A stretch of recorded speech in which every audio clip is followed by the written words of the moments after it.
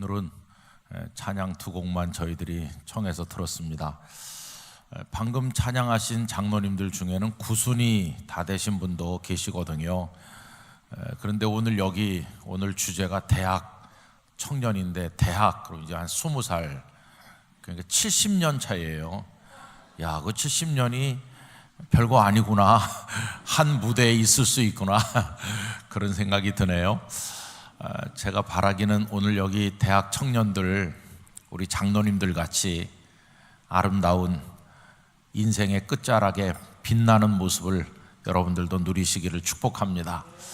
험난한 세상이지만 하나님 잘 믿고 평생 하나님 두신 곳에서 하나님 사랑하고 찬양하다가 우리 장로님들처럼 그렇게 하실 수 있기를 바랍니다. 오늘 우리 장신대학에서 한마음 찬양팀이 왔어요. 장신대에 요새 한마음 기도회라고 해서 채플 끝나면 점심시간에 수십 명이 그 뙤약볕 아래서도 둘러서서 하나님을 찬양하고 이런 기도회가 불같이 일어나고 있고, 또 가끔씩은 한경직 예배당에 많은 청년들이 모여서 우리 학생들이 모여서 자발적으로 기도회를 하고 있습니다. 우리 영락교회 청년들도 거기 합류해가지고 같이 또 기도하거든요. 가보면은 다 이 앞자리에 나와가지고 무릎 꿇고 막 펄펄 뛰면서 하나님 앞에 뜨겁게 눈물을 흘리면서 자신들을 위해서, 우리 한국 교회와 이 민족을 위해서 기도하고 있습니다. 오늘 장신대학교에서 우리 찬양을 인도하는 사람들이, 하나님의 아들, 딸들이 오셨는데, 이 중에는 현재 영락교회에서 사역하고 있는 전도사님들도 있거든요. 여러분 한번 뜨거운 박수로 축복해 주시기 바랍니다. 고맙습니다. 네.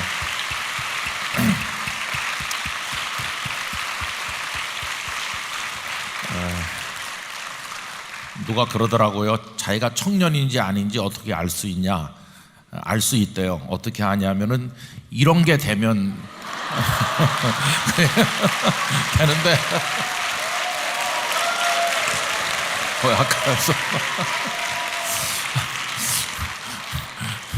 전 약간 잘 안 되는 것 같아요. 고맙습니다.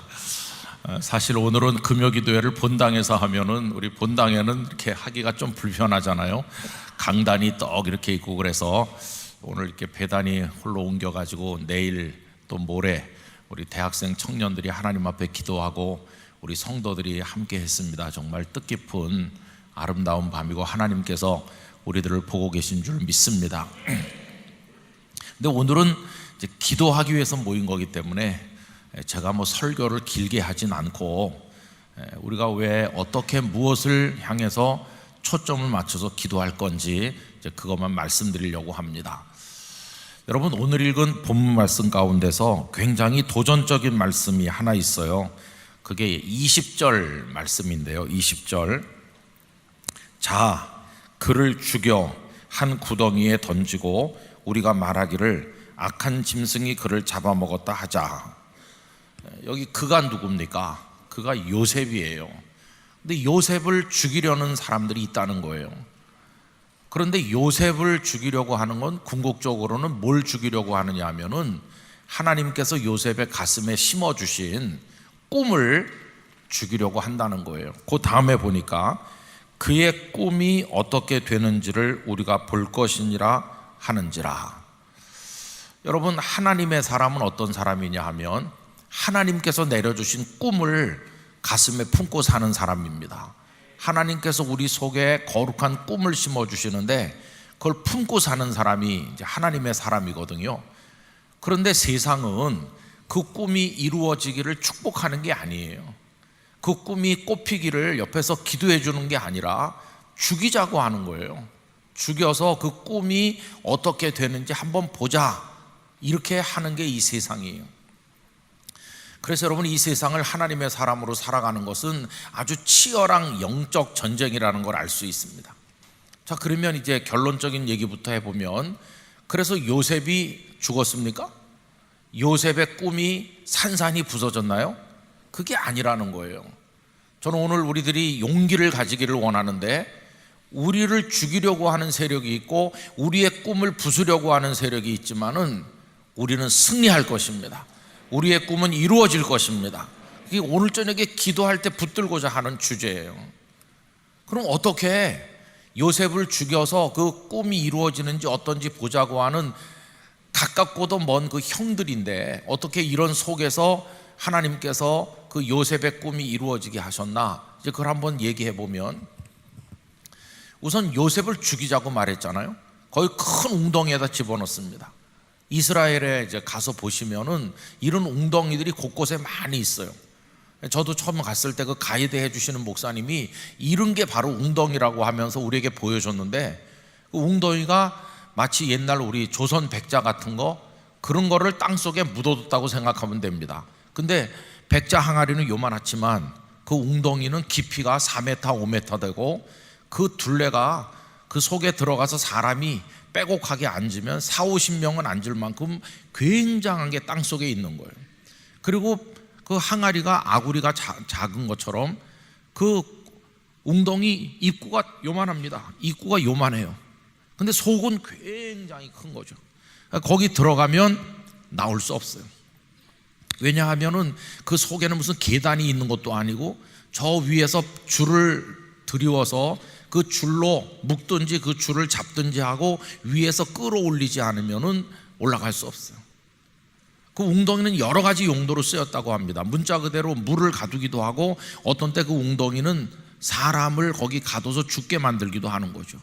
웅덩이는 이렇게 비어있는 웅덩이가 많은데 그냥 거기 던져놓고 내버려 놔두면 굶어 죽는 겁니다. 혼자서는 도저히 나올 수 없어요. 그런 웅덩이 속에다가 이제 요셉을 집어넣었잖아요. 그런데 보세요, 요셉이 어떻게 살았나요? 죽이자고 했던 그 형들의 마음속에 어떤 변화가 일어났는데, 그를 죽이기보다는 상인들에게 팔자, 이렇게 생각이 약간 바뀌었어요. 근데 상인들에게 팔자고 했던 사람들이 원래는 어떤 사람들이에요? 죽이려고 했던 사람들이에요. 죽이려고 했던 사람의 마음의 변화가 일어나면서 죽이는 것보다 팔자, 이렇게 된 거예요. 저는 이 대목을 보면서 참 하나님이 하시는 일이 놀랍다고 생각합니다. 왜 그러냐 하면, 하나님은 악한 자의 마음도 바꾸시기도 한다는 거예요. 악한 자의 마음도 돌리시기도 해요.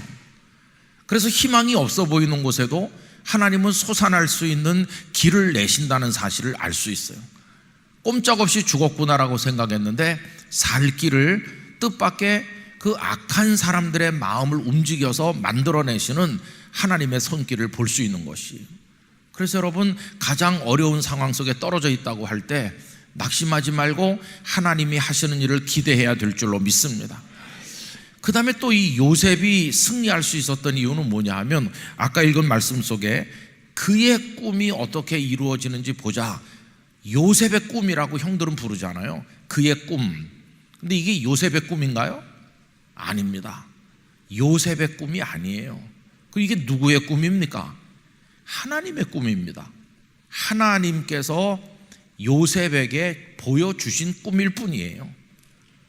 하나님께서 이미 계획하신 바가 있었고, 하나님께서 그걸 애굽 땅에 이루시기로 작정하셨는데, 그 하나님의 놀라운 계획을 이루기 위해서 하나님께서 선택하신 무대 위의 주연 배우가 요셉이었을 뿐이지, 그건 요셉의 꿈이 아니고 그건 하나님의 꿈이에요. 근데 용어는 좀 바꿀 필요가 있어요. 왜 그러냐 하면은, 하나님의 꿈이 나의 비전이 되고, 이런 찬양이 있잖아요. 제가 우리 교회에서는 말씀드렸는데 그 가사를 좀 바꾸면 좋겠어요.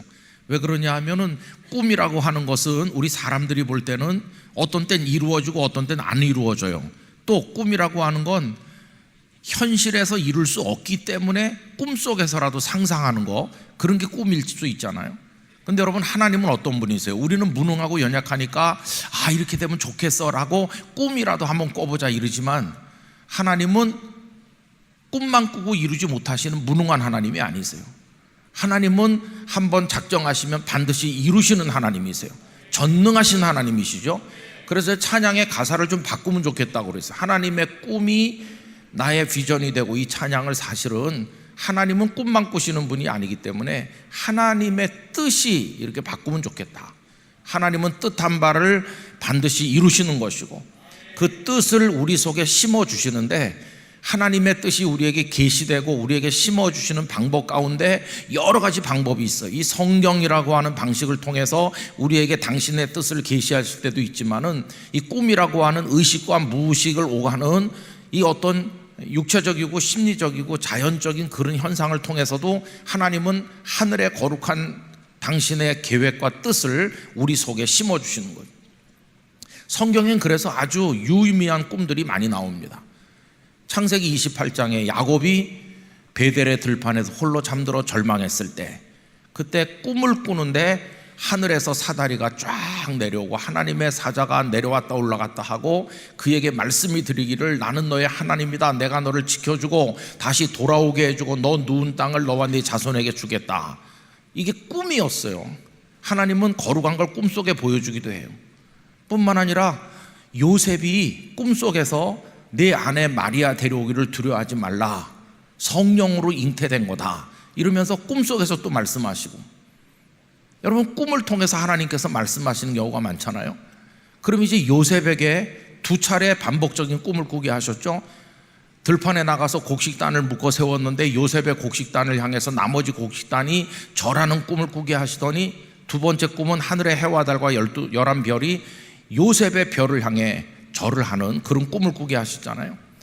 한 번으로 그치지 아니하고 의미가 같은 꿈을 두 번 반복하게 하셨다는 것은 하나님께서 반드시 이루시겠다고 하는 당신의 의지를 표현한 것이라고 말할 수 있고, 그의 마음속에 확신으로 심어주기 위한 것이라고 할 수 있어요. 근데 중요한 건 뭐냐 하면은 그런 꿈을 요셉이 꾸려고 계획한 게 아니에요. 그는 그날 밤에도 그냥 고단한 몸을 가지고 잠들었겠죠. 그런데 잠들어 있는 그 속에 하나님은 하늘의 계획을, 당신의 뜻을 이렇게 심어주신 거예요.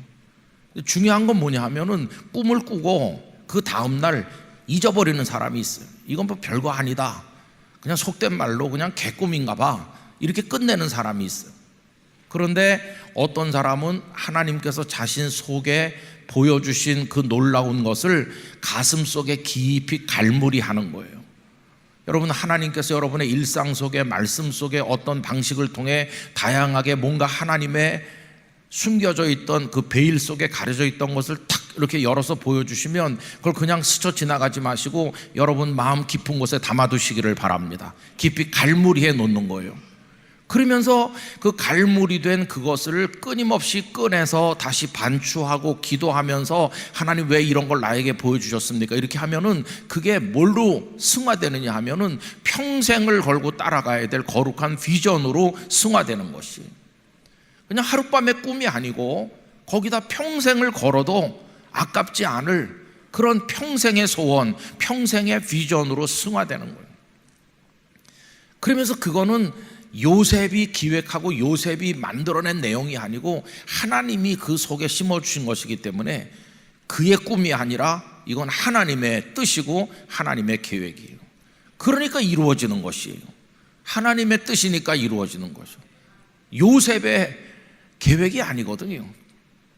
여러분, 저는 우리들이 이미 각자가 좀 다르겠지만 우리 공통적으로 하나님의 사람들은 가지고 있는 하나님의 뜻이 우리에게 다 심어져 있다고 생각합니다. 그게 뭐냐 하면 우리는 하나님의 아들과 딸로 살아가는 겁니다. 그게 우리의 비전인 것이에요.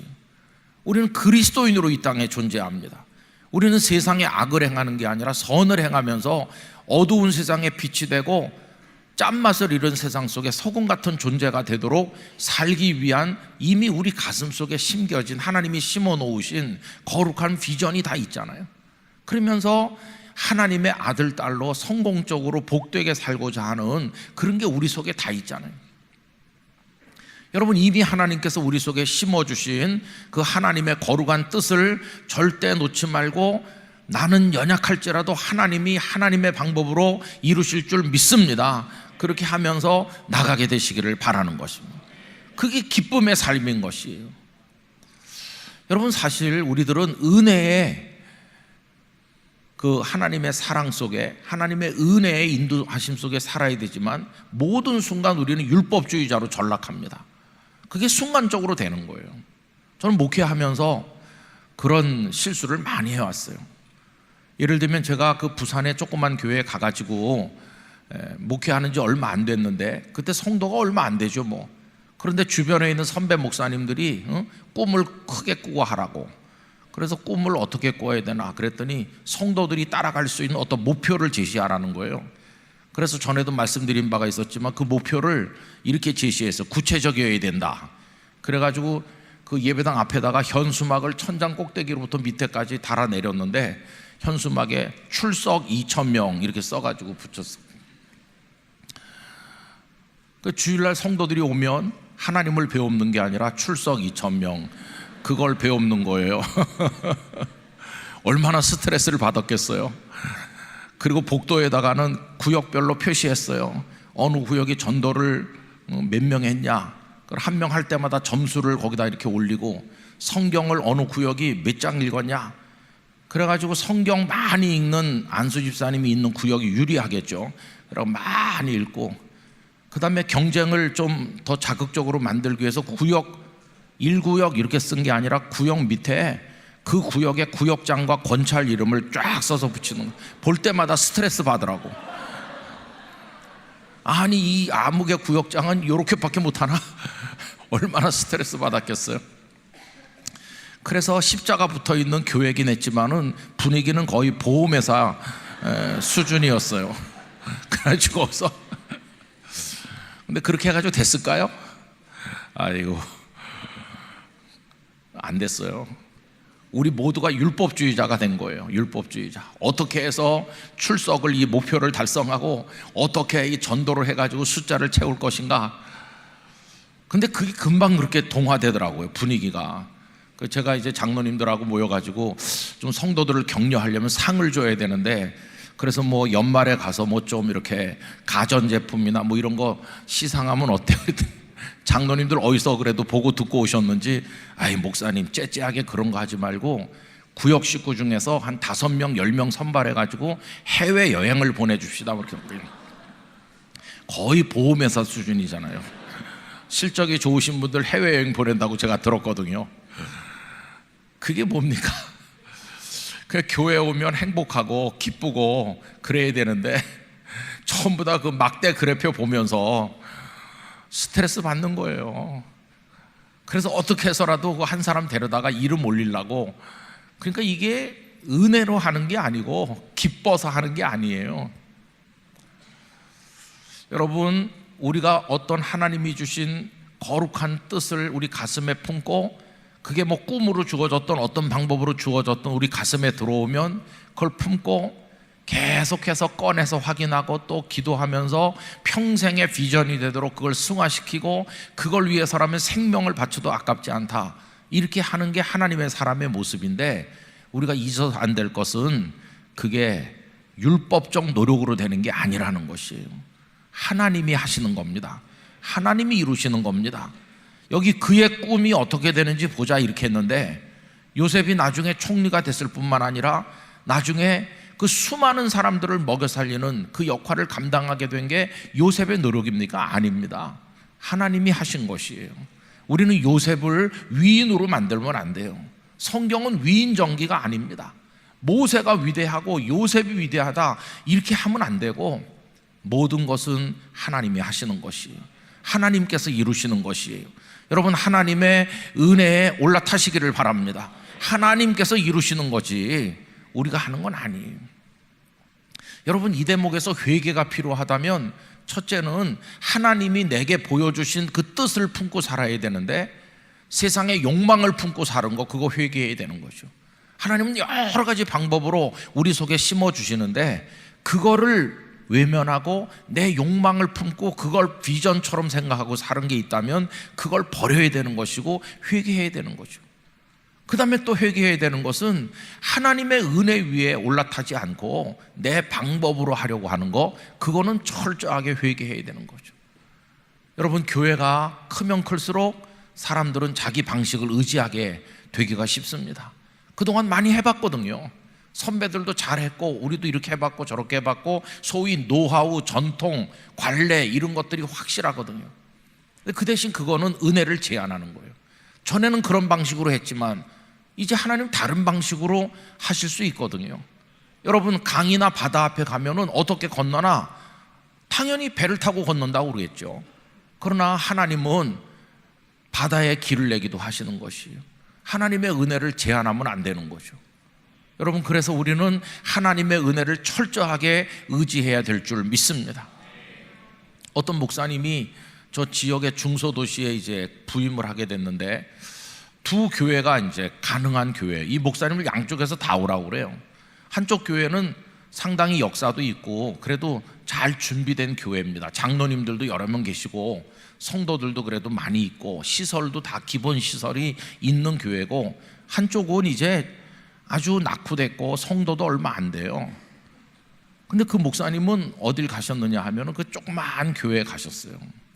저쪽에서 오시라고 하는데, 그래서 제가 그 목사님을 만나게 돼가지고 물어봤어요. 아니, 그 어려운 교회 가셨다면서. 그랬더니 그 목사님 이유가 하나였습니다. 저 그 얘기 듣고 사실 감동받았는데, 뭐냐 하면은 하나님이 일하시는 걸 보고 싶어서요. 그 목사님이 그렇게 말하더라고요. 여기 다 준비된 교회는 별로 할 일이 없을 것 같아요. 그리고 성도들이 다 전에 하던 방식으로 하려고 그럴 것 같아요. 이미 틀이 짜져 있어요. 근데 이쪽은 그런 게 없어요. 그리고 나도 잘 몰라요. 그러니까 여기서는 하나님만 바라보게 되고 하나님만 의지하게 되니까 하나님의 방법으로 하나님이 어떻게 하시는지, 하나님이 일하시는 걸 보고 싶어요. 아유, 얼마나 멋진 모험입니까 그게. 하나님이 일하시는 게 보고 싶다고. 여러분, 그럼 그 교회 가서 목사님이 고생만 많이 했을까요? 여러분, 그런 믿음으로 하나님의 은혜를 갈망하니까 하나님께서 역사하시는 거예요. 하나님께서 처음엔 작게 됐지만 나중에 심히 창대케 된다는 말씀으로 그 지역 전체를 변화시키는 놀라운 역사가 일어나는데, 요셉이 애굽에 굶어 죽을 사람들을 살려내는 것과 같은 그런 역사가 이루어지는 것이, 여러분, 우리가 우리 힘으로 하려고 했던 거, 그거 하나님 앞에 회개할 수 있기를 원합니다. 저는 이제 10월 27일 100만 명이 길바닥에 나와서 우리가 예배한다고 그러는데, 이거 보면 참 암담한 거예요. 한국교회가 왜 이렇게 코너에 몰렸을까? 왜 이렇게 우리가 위기를 맞이했을까? 왜 우리가 노력한 게 잘 안 될까? 그렇게 좌절할 때가 많지만 마지막 희망은 하나님께 있구나. 하나님께서 하시면 되는 거구나. 하나님을 의지하게 되는 거예요. 한국교회, 우리를 보면은 절망이 들지만 하나님을 보면 다시 일어나게 될 줄 믿습니다. 하나님을 바라보면 힘이 생기는 것이에요. 너희는 가만히 서서 오늘날 여호와께서 너희를 위해서 행하시는 일을 보라. 그게 바다가 갈라지는 일이었어요. 여러분, 그 믿음으로 우리가 하나님을 바라보며 나가게 되기를 원하는 것입니다. 그래서 그의 꿈이 어떻게 되는지 보자. 형들은 이렇게 했지만 나중에 보니까 깜짝 놀랄 일이 일어났어요. 그들이 좌절시키려고 했던 요셉 속에 심겨진 하나님의 그 뜻이 나중에 그게 다 이루어지는데, 요셉을 죽이려고까지 생각했던 이 형들까지도, 그 가족들까지 다 데리고 가서 결국은 요셉이 나눠주는 곡식을 먹으면서 애굽 땅에서, 그 고센에서 그들의 생명을 이어나가게 되지 않았습니까? 그리고 요셉이 꾸었던 2번 반복된 그 꿈이 실제로 이루어졌잖아요. 이 사람들이 다 요셉 앞에 머리를 숙이고 생명을 요셉의 손에 맡기니 그 해와 달과 11별이 절하던 그 꿈이 하나님께서 심어주신 그게 하나님의 방법으로 이루어진 거예요. 뭐 그 이후에 그가 애굽에 팔려간 거, 고생한 거, 보디발의 집에서 고통받다가 보디발의 아내에게 모함을 당해서 감옥에 간 거, 뭐 이런 거 우리 다 알고 있는 스토리인데, 그 하나하나가 얼마나 긴박감이 넘치고 기가 막힌 드라마로 만들면 정말 멋진 소재죠. 그래서 역전에 역전을 거듭하면서 끝난 것 같은데 다시 시작하고, 희망이 다 사라진 것 같은데 하나님이 일어서게 하시고, 그래갖고 정말 드라마틱한 방법으로 요셉을 세우시는 것이, 여러분, 지금까지 2000년 동안 기독교는요 예상 가능한 방식으로 지내온 게 아닙니다. 예측 불가능한 상황에서 걸어나온 게 우리 기독교예요. 무수한 핍박을 받으면서 씨를 말릴 것 같은 그런 압박을 받으면서 교회 문이 닫히고 믿는 사람이 아무도 없는 것 같은 그런 일들을 수도 없이 겪었지만, 위축되는 곳도 있고 없어지는 곳도 있지만 하나님은 어디선가 일하고 계시고 당신의 백성들의 숫자가 다 차기까지 역사하셔서 하나님의 나라를 완성하실 것이에요. 우리는 그 하나님의 하시는 일을 바라보는 거죠. 여러분 속에 심겨진 하나님의 뜻이 이루어질 줄 믿습니다. 그게 여러분의 평생의 비전이 되시기를 바랍니다. 그래서 우리 장기전에 돌입하는 거예요. 요셉이 그 꿈을 17살쯤 꾸고 그리고 형들에 의해서 팔려가서 좌절을 경험했는데, 그리고 그게 이루어지기까지 시간이 많이 걸렸어요. 우선 13년 동안의 고통이 있었죠. 30살 됐을 때 총리가 된 거니까 13년 동안의 눈물이 있었어요. 그리고 30살에 총리가 되고 나서 풍년이 7년, 흉년이 7년 이렇게 차례차례 오잖아요. 그러니까 적어도 그 이후에 14년의 세월이 더 지난 다음에서야 하나님께서 바로 왕에게 심어주신 그 꿈도 7년 그 풍년과 흉년이 다 이루어진 것이에요. 그러니까 그때가 그의 나이를 산술적으로 계산해 보면 한 44 정도 된 거겠죠. 그가 110세까지 살았는데 결국 하나님께서 한 사람 속에 심어주신 그 꿈은 평생을 가면서 이루어진 것이에요. 저는 우리 대학생 청년들이 내일이면 완성될 꿈을 품는 게 아니라 여러분의 평생을 걸쳐서 하나님이 하실 일을 바라봐야지 하는 평생 소원을 여러분의 가슴에 품게 되시기를 바랍니다. 평생을 걸만한 그런 비전을 가진 사람이 돼야 되는 것이죠. 평생의 일을 그걸 가슴에 품은 사람은 작은 어려움에 좌절하지 않을 거예요. 혹은 작은 성취로 다 된 것처럼 기고만장하는 어리석은 자도 되지 않을 거예요. 평생 가야 되니까. 사도 바울은 전도 여행을 통해서 많은 열매들을 거두셨지만 그 빌립보서 말씀이 말하잖아요. 아직 얻은 줄로 생각하지 않는다. 이룬 줄로 생각하지 않는다. 왜? 갈 길이 아직 많이 남은 거니까.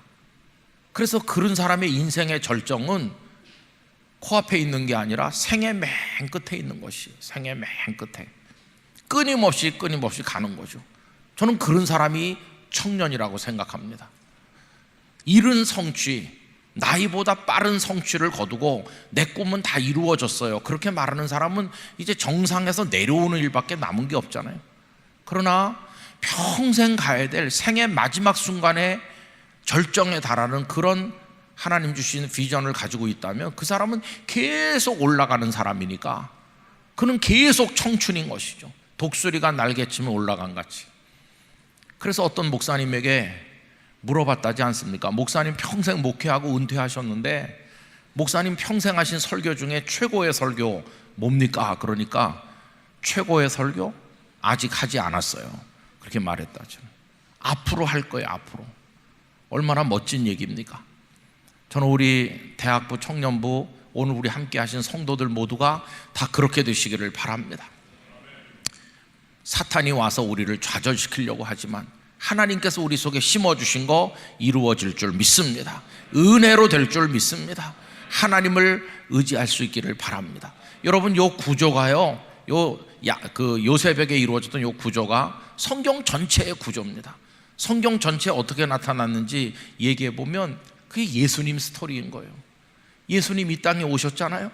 예수님 안에는 삼위일체 안에서 하나님께서 가지신 우리 인류를 구원하고 하나님 나라를 이루고자 하는 하나님의 파노라마가 다 들어있고 프로젝트가 다 들어있잖아요. 이미 구약 성경에 예언이 다 돼 있어요. 그래서 베들레헴에 나실 것도, 은 30에 팔릴 것도, 처녀의 몸에서 나신다, 뭐 이런 게 다 구약에 예언돼 있어요. 그러다가 때가 참에 여인의 몸에서 탄생하셨어요. 그래가지고 모든 게 착착착착 진행되는 거예요. 예수님의 가슴 속에는 우리를 구원하시고자 하는 하나님의 그 놀라운 계획이 꽉 심겨져 있는 거죠. 내가 온 것은 의인을 불러러 온 것이 아니고 죄인을 불러 구원하러 왔다. 이게 그분의 오신 목적이 꽉 심겨져 있잖아요. 근데 그걸 좌절시키려고 하는 마귀가 있었잖아요. 여러분, 마귀는 주님 안에 있는 그걸 좌절시키려고 끊임없이 노력하다가 마지막에는 십자가에 못 박아 죽게 했죠. 그를 죽여 그의 꿈이 어떻게 되는지 보자 하는 것처럼 예수님을 죽여 하나님의 구원 계획이 어떻게 되는지 보자, 이 구조가 똑같은 거예요. 그래서 하나님의 구원 계획이 좌절됐습니까? 십자가에서 끝났나요?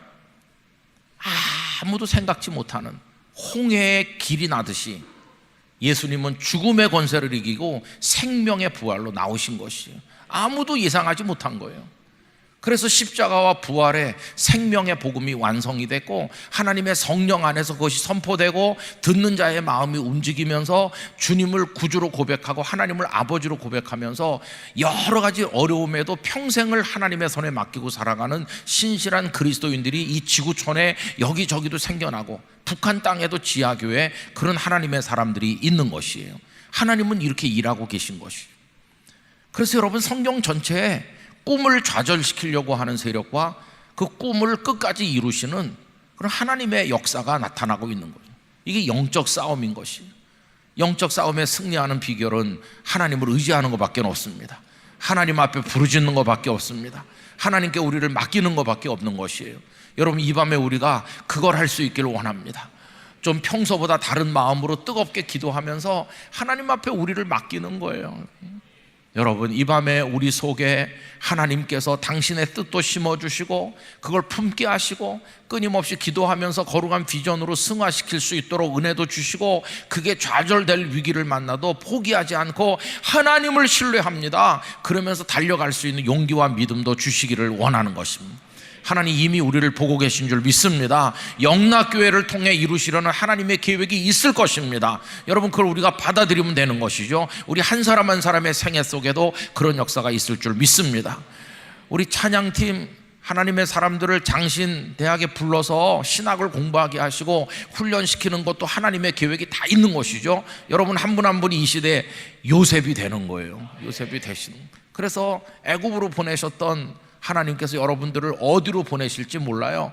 어디 선교사가 되게 할지, 어디 교회 목사가 되게 할지 모르지만 여러분 속에서 하나님은 역사하고 계시다. 그 무엇도 가로막지 못할 것이다. 그게 우리의 고백이고 우리의 믿음이 되는 것입니다. 그 신뢰 속에서 우리는 찬양하는 것입니다. 우리 속에 살아계신 하나님, 우리를 위해 일하시는 하나님, 졸지도 주무시지도 않고 역사하시는 그 하나님을 우리가 바라보는 것입니다. 우리의 잠들었던 영혼이 오늘 저녁에 다 깨어일어나길 원합니다.